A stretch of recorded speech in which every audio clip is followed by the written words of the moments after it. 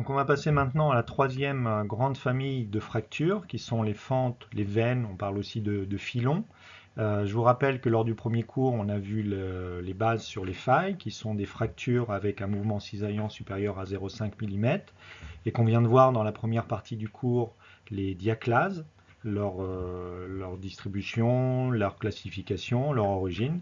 Donc maintenant, on va passer à une troisième famille de fractures, qui sont les fentes et les veines.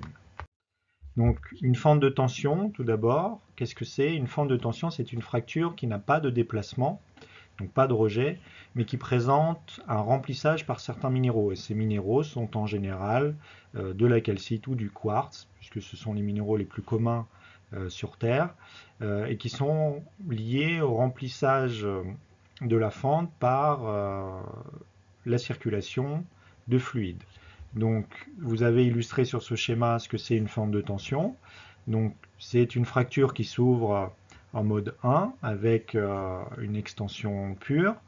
Et dans le volume qui est créé par l'ouverture de la fracture, vous allez avoir du fluide qui va circuler, fluide qui est chargé en certains éléments, et vous allez avoir recristallisation de certains minéraux en fonction des températures. Et ce qui est intéressant dans les fentes de tension, c'est qu'il y a une relation directe avec l'orientation de l'état de contrainte, et en particulier le sigma 3, la contrainte minimale, est toujours perpendiculaire au plan de la fente de tension. Et le sigma 1, comme le sigma 2, sont parallèles à la surface, au plan créé par la fente de tension. Donc sigma 3 perpendiculaire à la veine, ça c'est le point important, et sigma 1, sigma 2 dans le plan de la fente de tension. Donc des exemples de fentes de tension, en voici deux photos avec quatre fentes de tension. Et là, ce qu'on peut dire, c'est les zones blanches qui forment des espèces d'œils aplatis, suivant l'épaisseur du remplissage. Et là, ce qu'on peut dire sur ces fentes de tension, c'est qu'on a le sigma 3 qui est perpendiculaire à ces fentes de tension. Et sigma 1, sigma 2, là, on ne peut pas les replacer directement sur la photo, puisqu'ils sont dans le plan des fentes de tension, mais on ne sait pas exactement où. Donc les fentes de tension, ce qu'il faut retenir, c'est que ça permet de replacer assez précisément sigma 3, qui est perpendiculaire à la fente de tension. Alors, les fentes de tension souvent se présentent en échelon. Alors, qu'est-ce que c'est une fente de tension en échelon? C'est lorsque les fentes de tension se développent en séries parallèles les unes aux autres, et donc à ce moment-là, on parle de fente de tension en échelon. Et ces fentes de tension en échelon se développent où ça? Eh bien, au niveau d'une zone de cisaillement, et cela permet de reconstruire d'une part l'état de contrainte, mais également le mouvement sur cette zone de cisaillement. Donc vous avez l'illustration sur cette photo que j'avais présentée au tout début du cours, des fentes de tension. Donc on voit un certain nombre de fentes, donc des zones ouvertes blanches avec recristallisation probablement ici de calcite, puisqu'on est dans ça semble être des calcaires à vérifier. Mais donc on a ces fentes de tension qui sont donc décalées les unes aux autres, qui font des échelles, mais avec un certain décalage. Et donc ça, c'est ce qu'on appelle des fentes de tension en échelon. Vous avez sur le petit schéma en haut à droite, là, l'illustration également de où se trouvent ces fentes de tension. C'est au niveau d'une zone de cisaillement entre un bloc rose qui coulisse par rapport, qui glisse, qui se déplace par rapport au bloc avec les petits points vert bleu. Alors d'autres exemples de fentes de tension, voici un exemple que vous pouvez observer dans la vallée des merveilles dans l'Argentera. Et donc si on interprète cette photo, on a au centre, qui n'apparaît pas réellement mais qui est quand même présente pour avoir ces fentes de tension en échelon, en centre on a une zone de cisaillement qui correspond à la droite en pointillé. Et puis perpendiculairement aux fautes de tension vous avez sigma 3.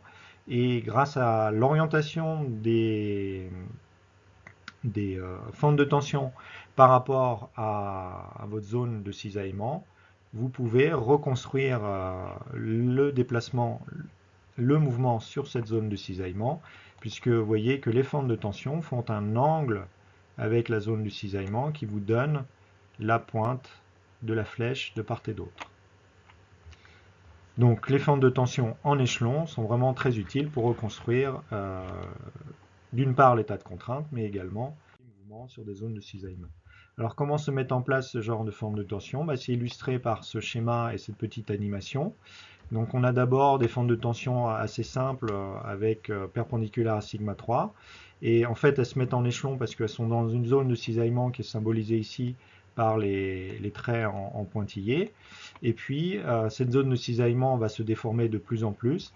Et votre fente de tension, vos fentes de tension en échelon vont avoir une rotation et vont se déformer au fur et à mesure pour arriver à une forme en S qui peut même être recoupée par le cisaillement et le développement d'une faille. Alors des exemples de ce dont je vous parle, voici une première photo, pardon, avec, vous voyez, un certain nombre de fentes en échelon qui sont courbes, qui forment un espèce de S, plus ou moins accentué, qui est très accentué à cet endroit-là. Et donc ça, on a bien une zone de cisaillement au cœur de cette série de fentes en échelon. Vous avez l'illustration sur la petite animation que j'ai remis dans le bon sens par rapport à la photo que vous avez ici à droite. D'autres exemples avec cette fois un décalage de la fente de tension qui montre qu'on a même créé une faille.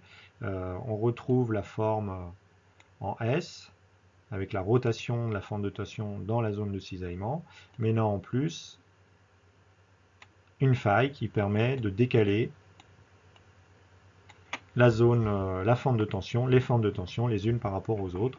De la même manière ici, on a une fente de tension qui est déformée en forme de S, donc avec un effet de rotation, et puis une zone où on va décaler la fente de tension, et donc on a un mouvement comme je suis en train de le dessiner, c'est-à-dire ici normal.